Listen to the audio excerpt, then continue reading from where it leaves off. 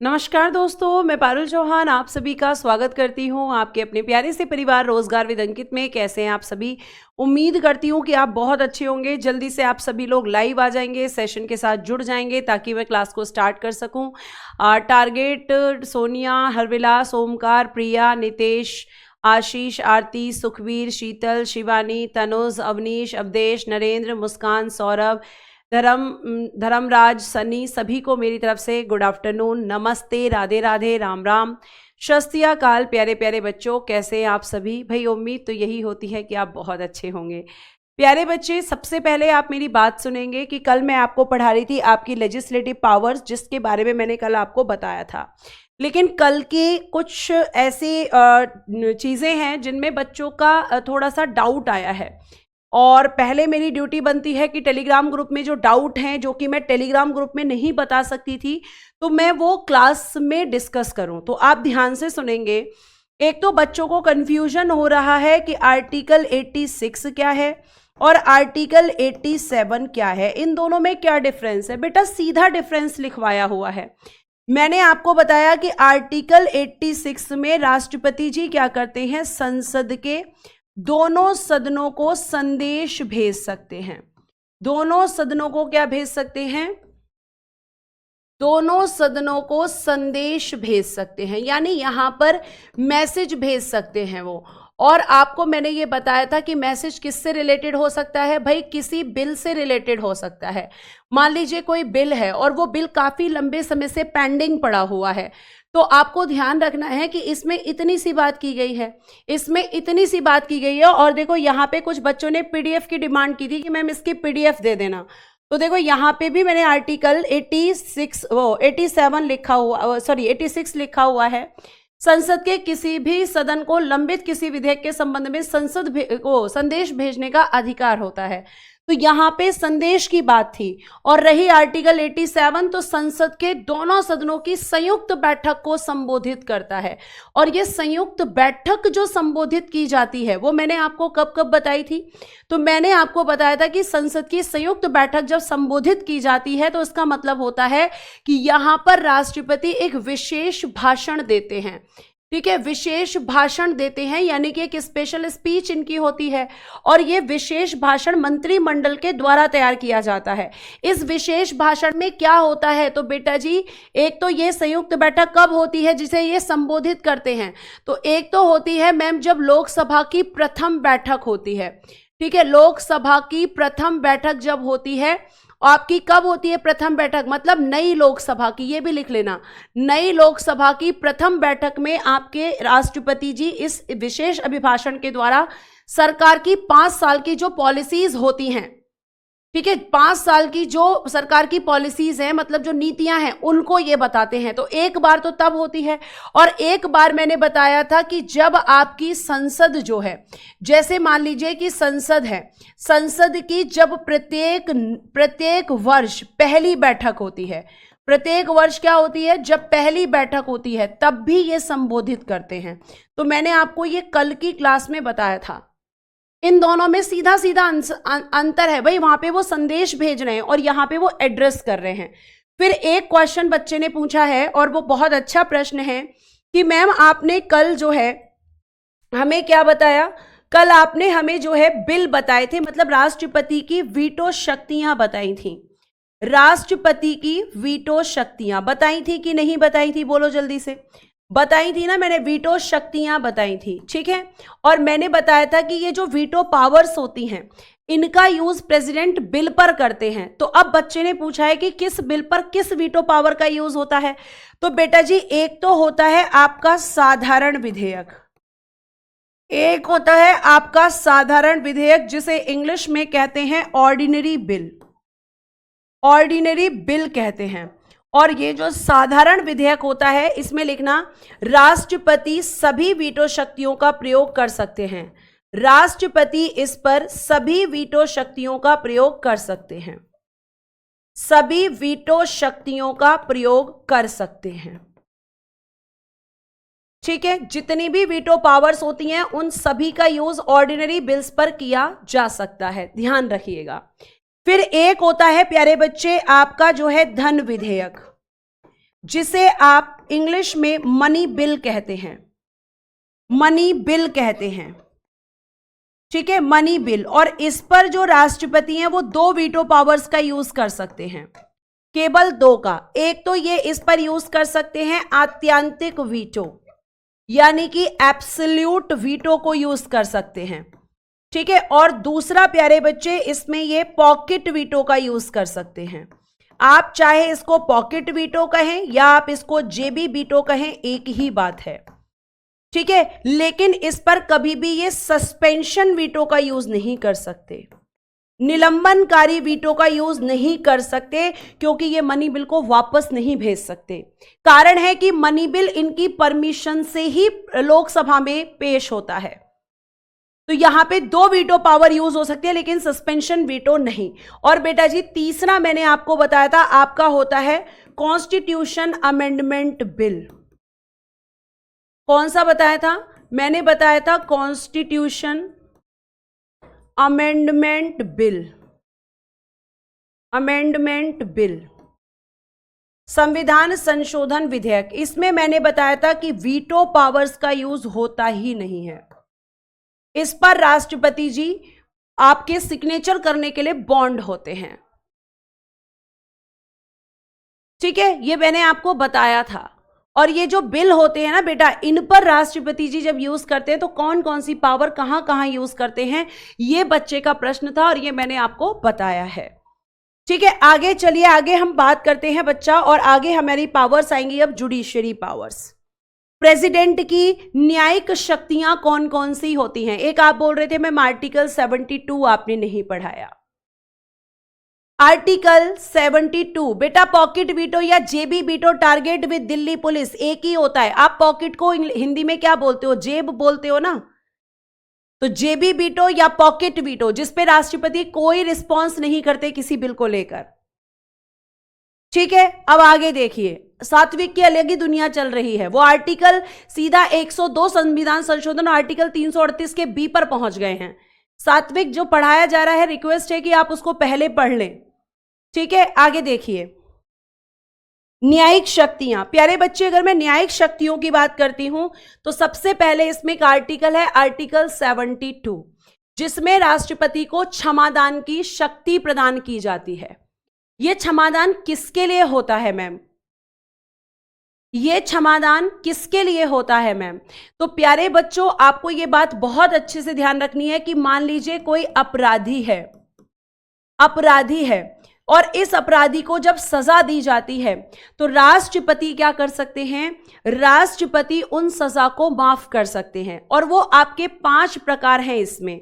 जैसे अगली स्लाइड पे बेटा ये चीज लिखी हुई भी है, राष्ट्रपति किसी अपराध के लिए दोषसिद्ध व्यक्ति के दंड को क्षमा कर सकते हैं।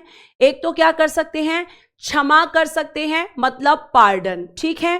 प्रविलंबन कर सकते हैं, परिहार कर सकते हैं, विराम लघुकरण। मैम इनको डिटेल में समझाओ। जैसे बेटा एक राष्ट्रपति की पावर होती है क्षमा, यानी कि पार्डन, ठीक है, पार्डन। तो आप कहेंगे कि इसमें क्या किया जाता है? इसमें जो भी अपराध है किसी भी अपराधी का, उसे पूरी तरीके से फ्री कर दिया जाता है, उसे पूरी तरीके से फ्री कर दिया जाता है। यानी हम कह सकते हैं कि उसका जो भी अपराध होता है अपराधी का, अपराध को पूर्णतः क्षमा कर दिया जाता है, पूर्णतः क्षमा। या ऐसे भी लिख सकते हो, अपराध से पूरी तरह मुक्त कर दिया जाता है, पूरी तरह मुक्त,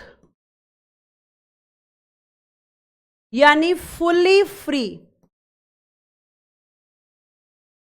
कि जाओ अब से तुमने जो भी अपराध किया था, तुम्हारा बहुत अच्छा बिहेवियर था या जो भी था, उसके लिए यहां पर आप ध्यान रखोगे कि राष्ट्रपति अपराधी के जो क्षमा। और आपको ध्यान रखना है कि बच्चा पूछेगा कि क्या फांसी की सजा को भी माफ कर सकते हैं? जी हां, फांसी की सजा को भी माफ कर सकते हैं।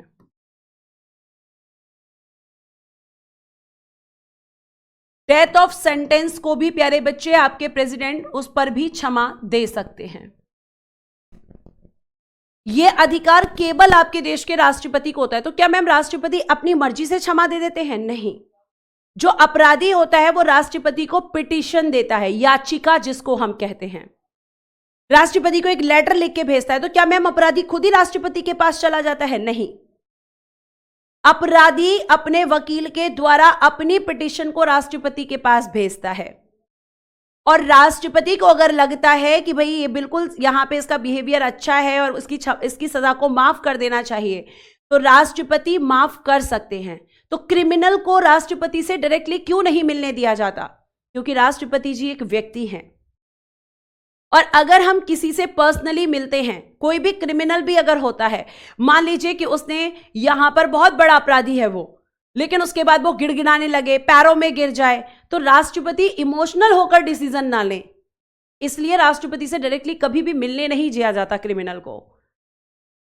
ठीक है, ये आप ध्यान रखेंगे। तो एक तो होता है पार्डन, दूसरा होता है प्यारे बच्चे प्रविलंबन। प्रविलंबन, ठीक है, जिसे इंग्लिश में कहते हैं रिप्राइव्स। रिप्राइव, इसमें क्या होता है? फांसी की सजा यानी death of sentence. Death of sentence, फांसी की सजा की तारीख को, तारीख होता है बेटा जी डेट, को आगे बढ़ाया जा सकता है। आगे बढ़ाया जा सकता है, माफ नहीं किया जा सकता, केवल फांसी को टाला जाता है, कुछ समय के लिए आगे बढ़ाया जा सकता है। जैसे मान लीजिए कोई लेडी प्रेग्नेंट हो जाए, अब प्रेग्नेंट लेडी को तो सजा नहीं दे सकते ना, तो उसकी सजा को आगे बढ़ा दिया जाता है। ठीक है, तो इसको हम क्या कहते हैं प्यारे बच्चे? तो आप ध्यान रखेंगे कि मैम प्रविलंबन यानी कि रिप्राइव्स, यानी इसमें फांसी की सजा को या उसकी डेट को आगे बढ़ाया जाता है या कुछ समय के लिए सस्पेंड किया जाता है, निलंबित कर दिया जाता है। ठीक है, उसके बाद आगे हम चलते हैं प्यारे बच्चे, और नेक्स्ट है आपका परिहार। परिहार को इंग्लिश में कहते हैं रिमीशन। रिमीशन, ठीक है, रिमीशन। इसमें क्या किया जाता है कि बेटा जी जो सजा होती है, सजा यानी कि जो पेनल्टी होती है, पेनल्टी, तो इसमें इसमें क्या कहता है? सजा में कमी की जा सकती है, सजा में कमी की जाती है, लेकिन उसकी प्रकृति को नहीं बदला जाता। लेकिन उसकी प्रकृति यानी नेचर ऑफ पेनल्टी होती है, प्रकृति यानी कि नेचर ऑफ पेनल्टी, लेकिन उसकी प्रकृति को नहीं बदला जाता। मैम एग्जाम्पल देकर बताओ। देखो, जैसे मान लीजिए कि इसमें क्या किया जाएगा, जैसे मान लीजिए किसी को दी गई है 10 वर्ष का कठोर कारावास, 10 वर्ष का मिला है कठोर कारावास, तो बेटा इसमें क्या किया जा सकता है?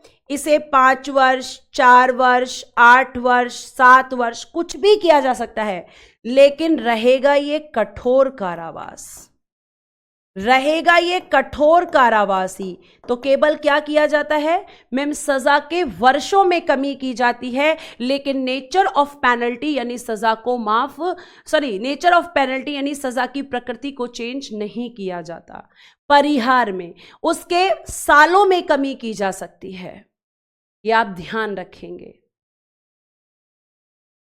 ठीक है, आगे फिर होता है, एक होता है आपका परिहार के बाद लघुकरण। लघुकरण जिसको हम कहते हैं कम्यूट। कम्यूट, इसमें क्या होता है कि जो सजा होती है बेटा, सजा में कमी भी होती है, और बेटा जी सजा की प्रकृति भी चेंज होती है, सजा की प्रकृति में परिवर्तन भी किया जा सकता है। यहां पर यह भी होता है, वहां पे नेचर नहीं चेंज होता, लेकिन इसमें दोनों हो जाता है। जैसे एग्जाम्पल, 20 वर्ष का दिया गया है कठोर कारावास, तो बेटा जी इसे क्या किया जा सकता है, 15 वर्ष, 10 वर्ष, 8 वर्ष, कितना भी कर सकते हैं। और साथ साथ कठोर कारावास को साधारण कारावास में चेंज किया जा सकता है। लेकिन रिमिशन में केवल ईयर्स को डिडक्ट किया जाता है मैम, नेचर ऑफ पेनल्टी को नहीं बदला जाता है। हाँ बिल्कुल सुमित, कठोर कारावास और साधारण कारावास अलग अलग होता है, दोनों बेटा अलग होते हैं। ठीक है, जेल में भी अलग अलग तरह की जेलें होती हैं, आपको यह भी बता दूं। हर्ष कह रहे हैं जेल में कोई कैसे प्रेग्नेंट हो सकता है, बताइए। कैसे कैसे क्वेश्चन करते हो, मतलब तुम ऐसे क्वेश्चंस करते हो तो तुम्हें यह भी नहीं लगता कि हम क्या क्वेश्चन कर रहे हैं? तुम्हें यह भी नहीं लगता है कि हम क्या क्वेश्चन कर रहे हैं? मान लो किसी ने क्राइम किया, कोई लेडी है, अब उसने जब क्राइम किया तो उसको नहीं पता था कि वो प्रेग्नेंट है, या फिर जब उसको फांसी की सजा दी गई तब तक उसकी प्रेगनेंसी का पता नहीं चला, अब प्रेगनेंसी का बाद में पता चला। कैसे कैसे क्वेश्चन करते हो तुम कि जेल में कोई कैसे प्रेग्नेंट हो सकता है? बेटा जेल में प्रेग्नेंट नहीं होता है, जेल के बाहर ही प्रेग्नेंट होता है ना। वो तो अच्छा है कि तुम यही पूछ रहे हो और कुछ नहीं पूछ रहे हो, वरना तुम्हारे क्वेश्चंस का कोई लिमिट नहीं होता है। कमाल के क्वेश्चन पूछते हो।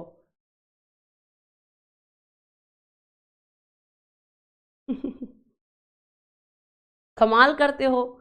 एक होता है बेटा जी नेक्स्ट आपका विराम, इसे कहते हैं रेस्पाइट। इसमें क्या होता है, विशेष परिस्थितियों में, और अगर इससे भी ज्यादा डिटेल पढ़ना है कि प्रेग्नेंट कैसे होते हैं तो फिर बायोलॉजी वाली मैम से कांटेक्ट करना आप, ठीक है, क्योंकि वो हिस्ट्री पॉलिटी में नहीं समझाया जाता है। तुम्हारा बस नहीं चलता, तुम कुछ भी पूछ लेते हो। विशेष परिस्थितियों में सजा को माफ किया जाता है। जैसे मान लीजिए कि कोई कैदी है, उसको आपका बीमार, वो जेल में बीमार हो जाए, मतलब मान लो उसको एक ऐसी बीमारी हो जाए कि कुछ समय बाद उसकी डेथ हो सकती है ना, तो उस विशेष परिस्थिति में उसे माफ किया जा सकता है।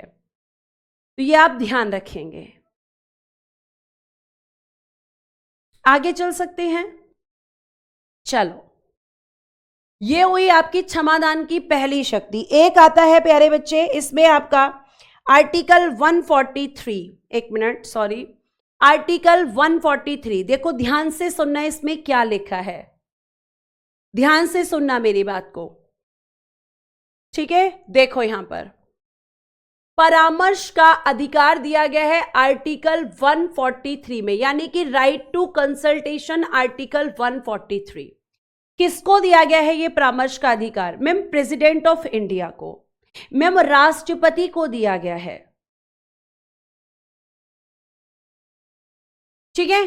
तो आप कहोगे कि परामर्श का अधिकार आर्टिकल 143 में राष्ट्रपति को उच्चतम न्यायालय से परामर्श का अधिकार दिया गया है, यानी आपके प्रेसिडेंट के पास में ये अधिकार होता है बेटा कि वो क्या कर सकते हैं, वो क्या कर सकते हैं। तो आप कहोगे कि मैम जो राष्ट्रपति हैं वो आपके सुप्रीम कोर्ट से कंसल्ट कर सकते हैं आर्टिकल 143 के तहत, और ये राष्ट्रपति की एक जुडिशरी पावर होती है, यानी कि एक न्यायिक शक्ति होती है, ठीक है। और इसमें ध्यान रखिएगा कि राष्ट्रपति जब आपके सुप्रीम कोर्ट से एडवाइस मांगेंगे, परामर्श मांगेंगे, तभी वो परामर्श देगा। सुप्रीम कोर्ट कभी भी अपनी मर्जी से राष्ट्रपति को परामर्श नहीं देता। जैसे हम सोचने लगे कि हम जैसे किसी को भी एडवाइस देने लगते हैं तो शायद ऐसा ही होता होगा, जी नहीं, ऐसा नहीं है, ठीक है। तो वो एडवाइस मांगते हैं, कब देगा सुप्रीम कोर्ट एडवाइस? जब मैम राष्ट्रपति एडवाइस मांगेंगे, ध्यान रखना। किंतु वह उच्चतम न्यायालय की राय कह सकते हो या परामर्श भी कह सकते हो, परामर्श को मानने के लिए बाध्य नहीं है। मान लीजिए राष्ट्रपति ने सुप्रीम कोर्ट से परामर्श मांगा और सुप्रीम कोर्ट ने दे दिया,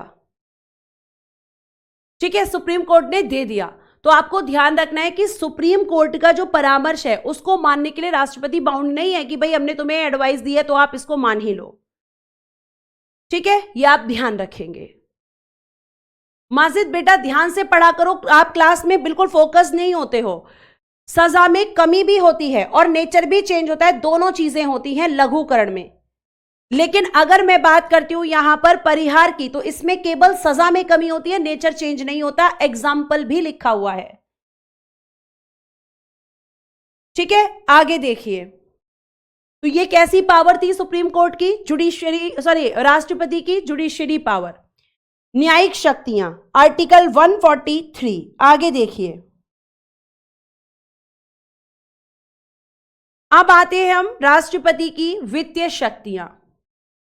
सबसे पहले देखिए क्या लिखा है वित्तीय शक्तियों में, बहुत प्यारा सा लाइन लिखी है।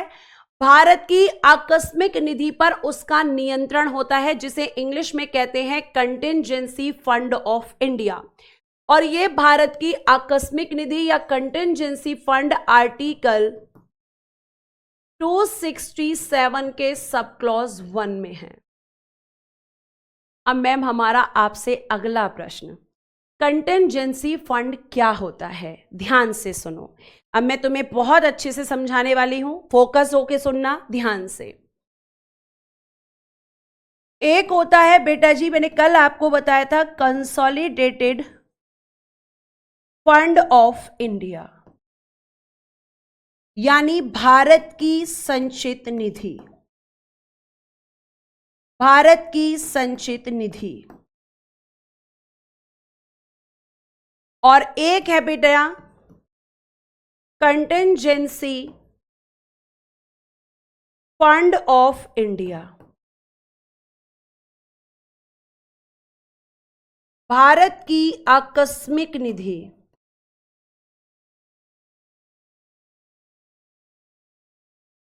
भारत की आकस्मिक निधि। ठीक है, अब ध्यान से सुनना, बहुत अच्छे से आपको सुनना है।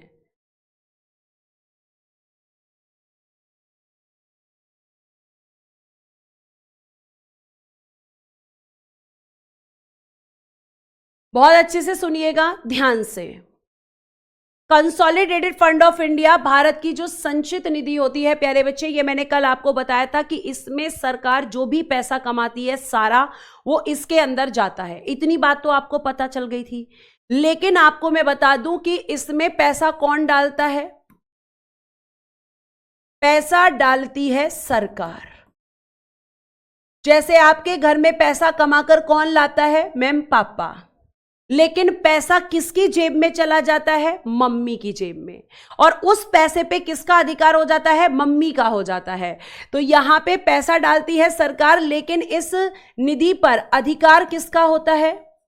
अधिकार कह सकते हो या नियंत्रण कह सकते हो, वो किसका होता है? वो हो जाता है बेटा जी संसद का। जैसे आपके घर में आपके पिताजी पैसा लाए, वो मम्मी को दे देते हैं कि लो भाई, इसमें से जो भी खर्चा वर्चा होगा तुम आप चलाना, और बेचारे सारा ही पैसा दे देते हैं। और एक समय ऐसा आ जाता है कि उन्हें भी मम्मी से ही पैसा मांगना पड़ता है। तो मम्मी उन्हीं से पूछती है, भाई तुम्हें पैसे क्यों चाहिए, तुम्हें पैसे क्यों चाहिए? तो ऐसा ही हाल सरकार का है। सरकार यहां पे आपके पिताजी हैं और संसद यहां पर आपकी मम्मी है।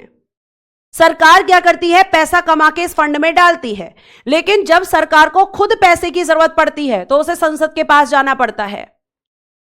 संसद के पास जाना पड़ता है कि सुनो संसद, मुझे पैसे की जरूरत है, तुम मुझे पैसा दे दो।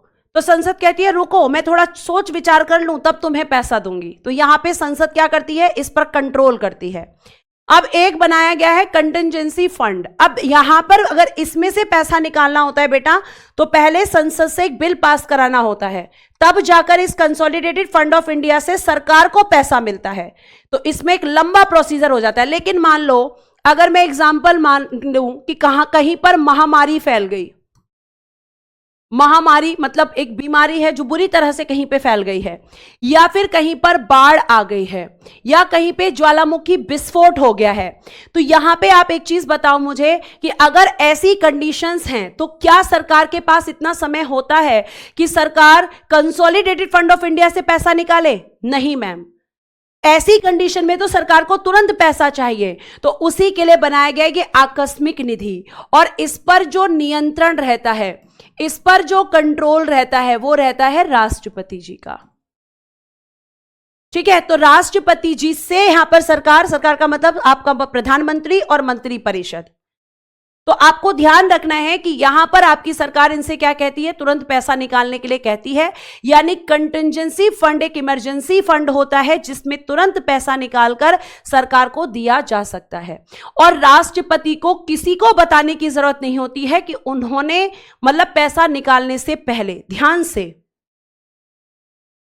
ठीक है, ध्यान से सुनो, राष्ट्रपति को यह बताने की जरूरत नहीं होती है पैसा निकालने से पहले कि वो पैसा निकालें या नहीं निकालें, वो अपनी मर्जी से निकालकर दे सकते हैं।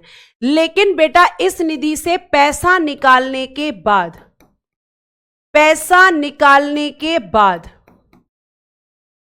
राष्ट्रपति को संसद को बताना होता है, राष्ट्रपति को संसद को बताना होता है। संसद को बताना होता है। आप कहोगे क्यों मैम? क्योंकि बेटा जी आपके कंटिंजेंसी फंड में भी पैसा कंसोलिडेटेड फंड से ही आता है। तो जब राष्ट्रपति उसको बताएंगे,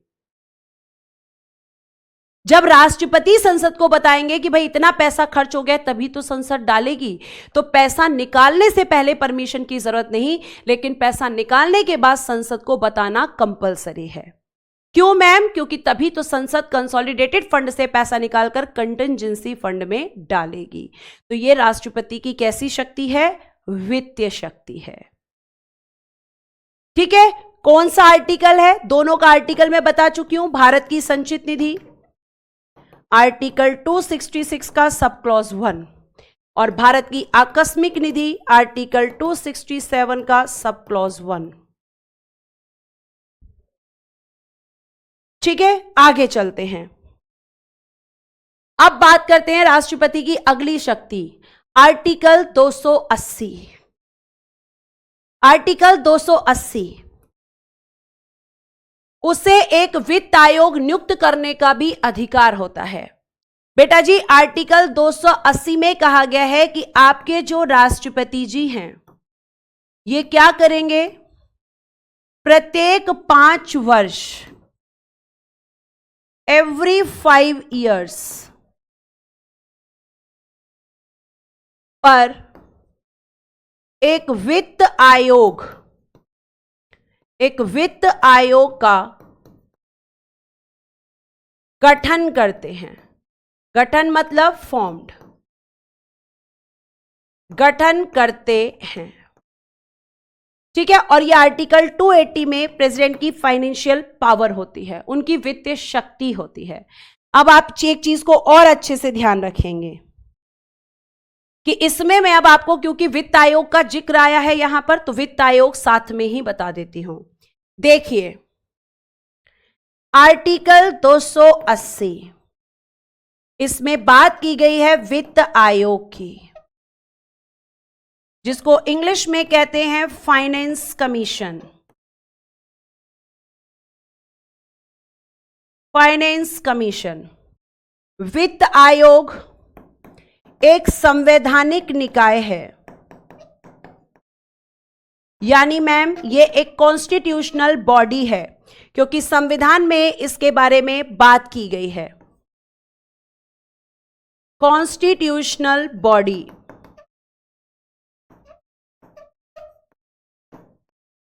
क्या है? ये एक संवैधानिक निकाय है, ये एक कॉन्स्टिट्यूशनल बॉडी है।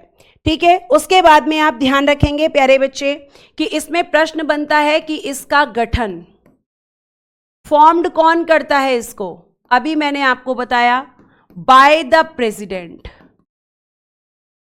राष्ट्रपति द्वारा। इसका गठन किया जाता है बाय द प्रेसिडेंट। ठीक है, आगे देखिए। फिर हम बात करते हैं कि इस वित्त आयोग का कार्यकाल, बताइए टेन्योर कितना होता है? अभी मैंने आपको बताया टेन्योर होता है मैम 5 years, 5 वर्ष इसका कार्यकाल होता है। ठीक है, आगे चलते हैं प्यारे बच्चे। क्वेश्चन आता है इसमें कि इसके कुल सदस्य कितने होते हैं इसमें फाइनेंस कमीशन में, टोटल मेंबर्स।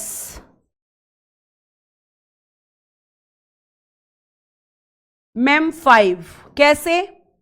तो एक होते हैं बेटा जी इसमें अध्यक्ष यानी कि चेयरमैन, और बेटा जी 4 अन्य सदस्य, 4 अदर मेंबर्स, 4 अदर मेंबर्स। तो कुल मिलाकर कितने हो गए मैम 5। कुल मिलाकर कितने हो गए बेटा जी 5। आगे आइए, अब हम बात करते हैं प्यारे बच्चे कि ये जो 5 सदस्य हैं इनकी नियुक्ति कौन करता है, अपॉइंटमेंट किसके द्वारा की जाती है, अपॉइंटमेंट। तो बेटा जी ये भी करते हैं आपके राष्ट्रपति। प्रेसिडेंट के द्वारा फाइनेंस कमीशन के 5 मेंबर की नियुक्ति की जाती है, ठीक है, राष्ट्रपति ही इनकी नियुक्ति करते हैं। अब बात आती है कि ये जो कुल सदस्य होते हैं ये अपना त्यागपत्र किसको देते हैं, अगर इन्हें 5 साल तक काम नहीं करना तो ये अपना रेजिग्नेशन किसको देते हैं, सेम आंसर प्रेसिडेंट, राष्ट्रपति को ही देते हैं मैम, राष्ट्रपति को ही देते हैं मैम। आगे चलिए, अगर मैं बात करती हूं तो एक क्वेश्चन पूछा जाता है कि पहले वित्त आयोग का गठन कब किया गया था, पहले वित्त आयोग का गठन, formed of first finance commission, first finance commission. तो बेटा जी इसको फॉर्म्ड किया गया था 1951 में, पहला फाइनेंस कमीशन आपका बना था, वेरी गुड, ठीक है। उसके बाद में प्यारे बच्चे आगे हम चलते हैं, क्वेश्चन और पूछा जाता है कि जो पहला वित्त आयोग था इसने कार्य प्रारंभ कब से किया था, तो कार्य प्रारंभ किया था बेटा जी 1952 से, और ये 1952 से कार्य प्रारंभ करके 1957 तक फर्स्ट फाइनेंस कमीशन का कार्यकाल था, ठीक है, फर्स्ट कमीशन का आपका कार्यकाल था। फिर एक और क्वेश्चन बनता है कि जो फर्स्ट फाइनेंस कमीशन थे इसका अध्यक्ष कौन था, chairman of first finance commission, तो वो थे बेटा जी केसी नियोगी। कौन थे बेटा जी, केसी नियोगी, केसी नियोगी, वेरी गुड बच्चों, आपका आंसर एकदम सही है, ठीक है। अब तक मुझे बताओ कितने फाइनेंस कमीशन बन चुके हैं और वर्तमान में फाइनेंस कमीशन के चेयरमैन मतलब आपके आने वाले समय में कौन है। देखो एक फाइनेंस कमीशन था आपका 15th finance commission, 15th finance commission, और इसके चेयरमैन थे एनके सिंह जी, एनके सिंह जी, ये 15th वाले फाइनेंस कमीशन के। Very good ma'am, Arvind Panagariya ji. अब आपका है 16th finance commission, 16th finance commission, और बेटा जी इसके जो चेयरमैन हैं वो हैं आपके अरविंद पनगड़िया जी, अरविंद पनगड़िया जी।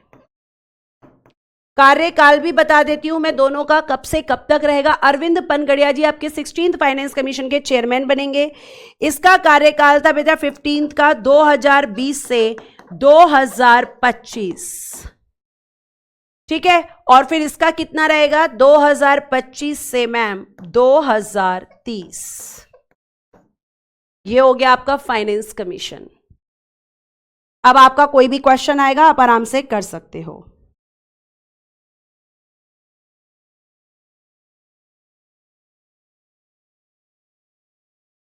ठीक है, अब आ जाते हैं इनकी मिलिट्री पावर्स, इनकी सैन्य शक्तियां। देखो बहुत आसान है, क्या लिखा हुआ है, भारत के राष्ट्रपति या भारत का राष्ट्रपति तीनों सेनाओं कौन होती हैं? थल सेना जिसे हम कहते हैं आर्मी, वायु सेना आपकी एयरफोर्स और नौसेना आपकी नेवी। इन तीनों सेनाओं के हेड कौन होते हैं? तो आप कहोगे कि इन तीनों सेनाओं के जो हेड होते हैं वो राष्ट्रपति होते हैं, और ये राष्ट्रपति की एक सैन्य शक्ति है। ठीक है, ये आपको ध्यान रखना है। क्लियर है? आगे चल सकते हैं।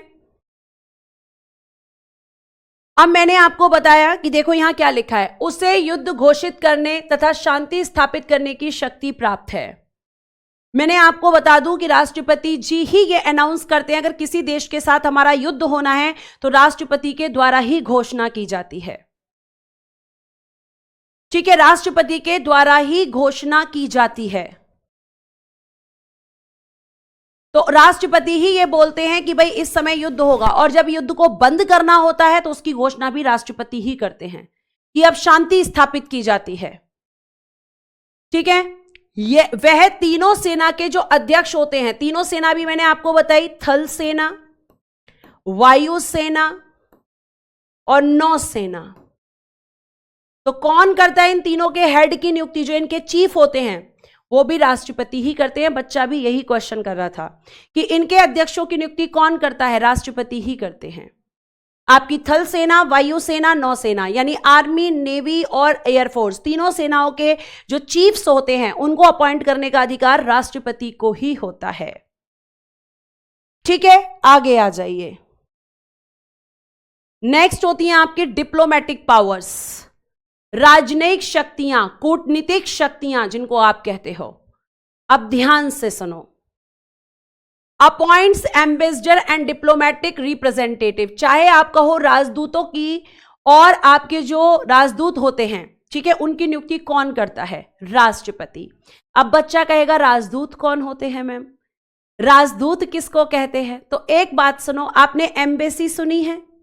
एम्बेसी सुनी है? जैसे मान लो कि यह आपका देश है भारत, यह है चाइना, यह है अमेरिका, यह है आपका रशिया, ऐसे मान के चलो। तो बेटा जी भारत में इन तीनों की एम्बेसी होंगी और इन तीनों जगह भारत की एम्बेसी होंगी। तो अब जब ये एम्बेसी बनी है, एम्बेसी मान लो एक ऑफिस होता है एक तरीके का, और वो क्यों बनाया जाता है दूसरे देशों में? क्योंकि आपके देश के लोग दूसरे देशों में घूमने जाते हैं। अब वो वहां पे घूमने गए, मान लो उनको किसी पुलिस केस में फंसा दिया, तो उनकी सुरक्षा कौन करेगा भैया? क्योंकि आर्टिकल 21 क्या कहता है? आर्टिकल 21 कहता है कि भारत में नहीं, भारत के बाहर भी हमारे प्राणों की रक्षा करो। तो ये जो एम्बेसी होती हैं, इनके अंदर एक एम्बेसडर बिठाया जाता है जो भारत से ही जाता है, और वो वहां पे जाकर, अगर जैसे मान लो तुम अमेरिका गए कल घूमने, अब तुम्हें फंसा दिया वहां पे, तुम पे कोई केस चला दिया, तो तुम्हें कौन बचाएगा? वहां कोई तो होना चाहिए। तो फिर ये जो एम्बेसी होती है वहां पर, ये तुम्हें बचाएगी, वहां पे ये तुम्हारी हेल्प करेगी एम्बेसी, इसलिए बनाई जाती है एम्बेसी। और ये भारत में भी दूसरे देशों की स्थापित होती हैं और दूसरे देशों में भारत की भी स्थापित होती हैं। अब भाई अमेरिका से भी तो भारत में लोग घूमने आते हैं, तो अमेरिका भी तो अपने नागरिकों को सुरक्षा प्रदान करेगा। ठीक है, तो ये आपका जो एम्बेसी होती है, इसके अंदर कौन बैठता है? एम्बेसडर। ये भारत से ही जाता है, भारत से इसकी नियुक्ति कौन करता है? राष्ट्रपति। ठीक है, आगे विदेशों से संधियां और समझौते भी राष्ट्रपति के नाम से किए जाते हैं। अब आप सुनते होंगे हमारे देश के प्रधानमंत्री जो है रशिया गए, अमेरिका चले गए, या कई बार हमारे फॉरेन मिनिस्टर मतलब विदेश मंत्री चले गए। अब चाहे संधि या समझौता कोई भी करे, लेकिन नाम किसका होगा? राष्ट्रपति का। क्यों होगा मैम? क्योंकि राष्ट्रपति ही होते हैं हेड ऑफ नेशन, क्योंकि राष्ट्रपति ही होते हैं हमारे देश के राष्ट्राध्यक्ष, और राष्ट्रपति ही हमारे देश में क्या करते हैं? हमारे देश को इंटरनेशनल लेवल पर रिप्रेजेंट करते हैं। तभी तो राष्ट्रपति को पकड़ के एकदम जेल में नहीं डाला जाता, तभी तो उन्हें विशेषाधिकार दिए गए हैं। ऐसा नहीं कि एकदम राष्ट्रपति पे कोई भी केस चला दो, राष्ट्रपति को जेल में डाल दो, नहीं। तो ये आपके राष्ट्रपति जी की कैसी पावर्स होती हैं? Diplomatic powers. अब बेटा जी एक और राष्ट्रपति की शक्तियां होती हैं, जो कि आपका एक चैप्टर भी है, लेकिन क्योंकि राष्ट्रपति की शक्तियां हैं तो हम राष्ट्रपति के साथ ही पढ़ेंगे आपातकालीन शक्तियां, इमरजेंसी पावर्स। इमरजेंसी पावर्स, इनके बारे में अब मैं आपको पढ़ाने वाली हूं और कल भी क्लास रहेगी, ये ध्यान रखना। कल भी क्लास रहेगी, कारण आपको बता चुकी हूं मैं, क्योंकि मुझे आपका सिलेबस बहुत अच्छे से कंप्लीट करना है और जल्दी भी करना है, तो बेटा जी एक्स्ट्रा क्लासेस तो मुझे लगानी पड़ेंगी, ठीक है। और उम्मीद करती हूं कि आप मेरा साथ इसमें देंगे, क्योंकि ये आप ही की भलाई के लिए है। आराम करना तो मुझे भी अच्छा लगता है, जैसे तुम्हें अच्छा लगता है, ठीक है। तो आराम करना तो मुझे भी अच्छा लगता है। तो कल क्लास रहेगी, ये आप ध्यान रखिएगा, है ना। चलो सेम टाइम पर रहेगी बेटा, सेम टाइम पर। आगे आइए, चलो आगे आपका अगला चैप्टर देखो। अब राष्ट्रपति के साथ आपने कितनी चीजें पढ़ ली, है ना। कहने को आप राष्ट्रपति पढ़ रहे हो, पर आपने फाइनेंस कमीशन भी इसी में पढ़ लिया। अब आप आपातकाल, जो आपका एक अलग चैप्टर है, वो भी आप इसी में। मैंने आपको बोला था ना कि पढ़ने का तरीका एकदम अलग होता है, ठीक है। आगे चलते हैं। थैंक यू सो मच बच्चों, थैंक यू कोऑपरेट करने के लिए। आगे आइए, देखिए सबसे पहले हम आपातकाल की बात करते हैं। तो आपातकाल संविधान में कहां पर है, तो बेटा जी पार्ट 18 में, भाग 18 में, और आर्टिकल 352 से लेकर 360 तक आपात उपबंधों के बारे में है। आज तक हम पढ़ते आ रहे हैं कि आपातकालीन उपबंध, लेकिन क्या होता है ये,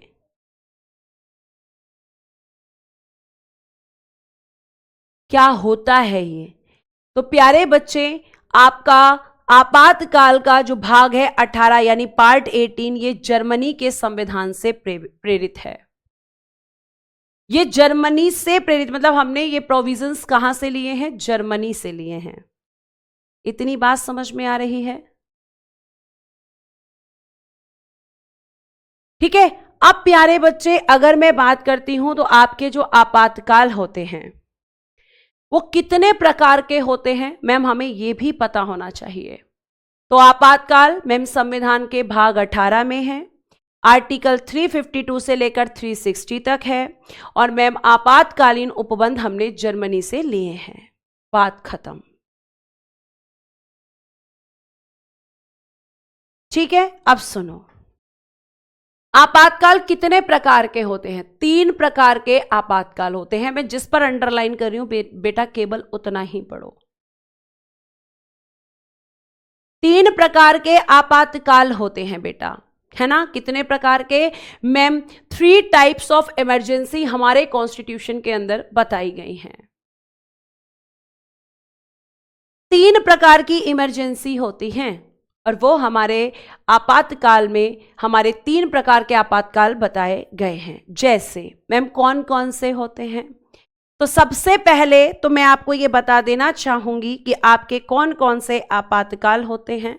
ठीक है, सीक्वेंस में लिख देती हूं एक बार। 3 प्रकार के आपातकाल आपके होते हैं बेटा जी। सबसे पहला आपका आपातकाल होता है राष्ट्रीय आपातकाल, जिसे आप कहते हो नेशनल इमरजेंसी। नेशनल इमरजेंसी, और ये होता है बेटा जी आर्टिकल 352 में। एक होता है बेटा जी राष्ट्रपति शासन, जिसे आप कहते हो प्रेसिडेंशियल रूल। अब आपका अगला क्वेश्चन होगा कि इसमें आपातकाल क्यों नहीं लगाया, इसमें इमरजेंसी क्यों नहीं लगाया, इसमें रूल या शासन क्यों लिखा है आपने, क्यों लिखा है आपने मैम, बताओ जल्दी से। सौरभ बेटा पूरा भाग 5 नहीं बताया मैंने, कार्यपालिका केवल बताया है 52 से 78। बेटा जी ध्यान से पढ़ा करो चीजों को। पार्ट 5 में केवल कार्यपालिका नहीं है, पार्ट 5 में संसद भी है। मैंने कार्यपालिका आपको बताया 52 से 78। ठीक है, अब ध्यान से सुनो। फिर तीसरा है प्यारे बच्चे, वित्तीय आपातकाल। अच्छा, मैं आपको एक चीज बता रही थी, बीच में बच्चे ने मैसेज कर दिया कि यहां पे शासन क्यों लिखा जाता है, आपातकाल क्यों नहीं? क्योंकि संविधान में शासन शब्द का प्रयोग हुआ है मैम, क्योंकि संविधान में शासन शब्द का प्रयोग हुआ है, इसलिए मैम। ठीक है, तो वित्तीय आपातकाल को क्या बोलते हैं हम? Financial emergency. ये 3 प्रकार के आपातकाल होते हैं बच्चा, और आपको ध्यान रखना है, बहुत अच्छे से ध्यान रखना है कि जो आपका आपातकाल है, इन आपातकाल की जब हम बात करेंगे तो एक एक करके हम बात करेंगे। और अब हम यहां पे देखो, पीडीएफ आपके लिए इसलिए बनाई गई है क्योंकि बहुत सारे बच्चों को वर्ड टू वर्ड चीजें चाहिए होती हैं इंग्लिश में। तो जब मैं आपसे बात करूंगी राष्ट्रीय आपातकाल की, जब मैं आपसे बात करूंगी नेशनल इमरजेंसी की, तो बेटा जी सबसे पहले आपको पता होना चाहिए कि आपके देश में राष्ट्रीय आपातकाल किन आधारों पर लगता है, इसकी घोषणा कौन करता है, इसकी घोषणा क्यों की जाती है, या आधार जो भी मैंने आपको बताया। तो प्यारे बच्चे, सबसे पहले तो आपको वही अगेन लिखना है, आर्टिकल 352 में है। और मैम इस राष्ट्रीय आपातकाल को लगाने के अगर हम ग्राउंड देखते हैं, अगर हम आधार देखते हैं, तो एक आधार होता है मैम युद्ध, यानी जब हमारा किसी देश के साथ युद्ध हो रहा हो तो उस समय पर आपातकाल की घोषणा हो सकती है। दूसरा, बाह्य आक्रमण, जब कोई अन्य देश हमारे देश पर सडन क्या कर देता है, एक्सटर्नल एग्रेशन,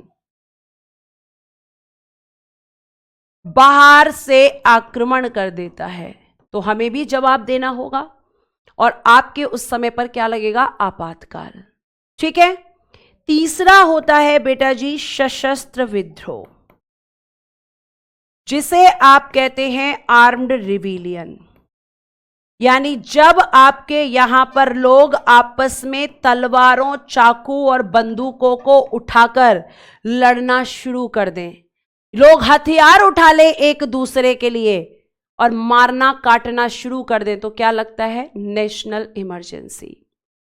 तब लगता है बेटा जी राष्ट्रीय आपातकाल।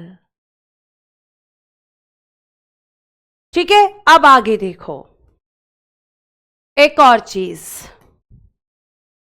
अब ये जो आपातकाल लगता है, इसकी घोषणा कौन करता है? तो इसकी घोषणा करते हैं बेटा जी भारत के राष्ट्रपति। ठीक है, यानी प्रेसिडेंट ऑफ इंडिया। कौन करते हैं? President of India. लेकिन क्या राष्ट्रपति अपनी मर्जी से करते हैं मैम? क्या राष्ट्रपति अपनी मर्जी से आपातकाल की घोषणा कर सकते हैं? क्या राष्ट्रपति को यह अधिकार होता है? तो आप ध्यान रखेंगे कि एक तो चीज इसके सामने याद करेंगे कि सशस्त्र विद्रोह शब्द को ऐड ऑन किया गया है, जोड़ा गया है, और इसको जोड़ा गया था 44वें संविधान संशोधन 1978 के द्वारा। ये लिख लो, अभी समझाऊंगी मैं आपको दोबारा सारी चीजें। ठीक।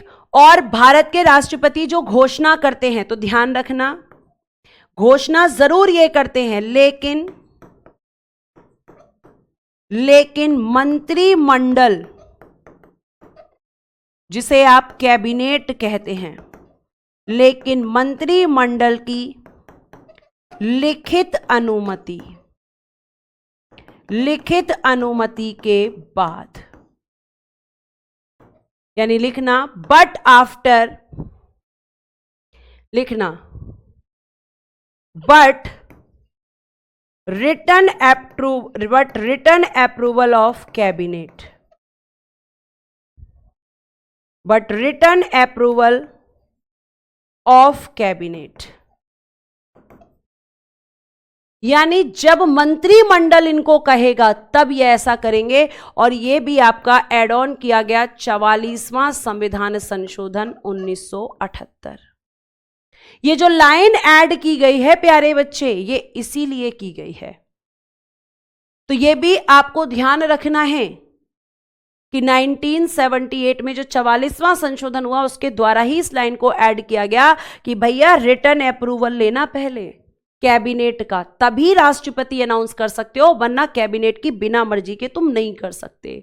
ये ध्यान रखना। ये किसने कहा? ये आपके संविधान में 44वां संविधान संशोधन करके ऐड ऑन कर दिया गया था। ठीक है, अब आप मेरी बात को ध्यान से सुनो।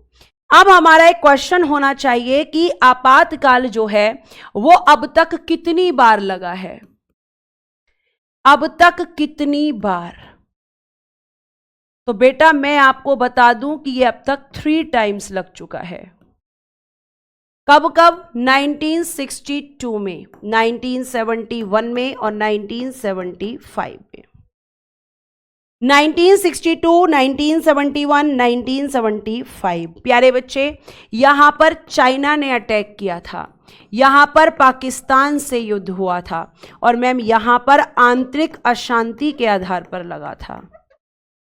आंतरिक अशांति, जिसे हम कहते हैं इंटरनल डिस्टरबेंस। आप कहोगे कि चलो ये तो समझ आ गया, दो आपके जो आपने शुरू में बताए कि वो बाह्य आक्रमण की वजह से लगे, लेकिन आंतरिक अशांति तो आपने आधार में लिखवाया ही नहीं है। तो ये आंतरिक अशांति कैसे लिख दिया आपने यहां पर? हमारा प्रश्न ये आएगा। तो इससे आगे की बातें मैं आपको बताऊंगी कल कि क्यों आंतरिक अशांति शब्द यहां मैंने लिखा है, क्यों यह कहा गया कि राष्ट्रपति लिखित अनुमति के बाद ही घोषणा करेंगे, और यह आपका 44वां संविधान संशोधन क्यों किया गया था। इन सब के आंसर आपको कल मिलेंगे। कल मैं आपातकाल चैप्टर खत्म करूंगी और साथ साथ आपका उपराष्ट्रपति, ये 2 चैप्टर्स कल की क्लास में खत्म होंगे, और जब तक ये खत्म नहीं होंगे तब तक क्लास भी खत्म नहीं होगी। समझ आई बात? तो थोड़ी सी मेहनत कर लो बच्चों, आपको अच्छा कंटेंट मिल जाएगा, अच्छी चीजें आपके हर एक प्रश्न का उत्तर दे देते हैं। ठीक है, तो आप ये ध्यान रखेंगे कि आप अगर एक बार अच्छे से किसी विषय को पढ़ लेंगे तो उसके बाद फिर आपको दिक्कतें नहीं होंगी। आपका कोई भी प्रश्न है बेटा, क्योंकि मैं आपके कमेंट्स क्लास में नहीं ले पाती हूं, तो आप टेलीग्राम ग्रुप में मुझसे प्रश्न पूछ सकते हैं। अगर वहां आंसर देने का होगा तो मैं वहां आंसर आपको दे दूंगी, और वहां नहीं देने का होगा तो मैं अगले दिन क्लास में उनका आंसर दूंगी, है ना जी? बिल्कुल, जब तक तोड़ो नहीं तब तक छोड़ो नहीं। हर एक चीज का मतलब आपको पता होना चाहिए। ठीक है, आज के लिए thank you so much. Bye bye, take care and good day everyone. जय हिंद, जय भारत। हंसते रहो, मुस्कुराते रहो और हमेशा खुश रहो।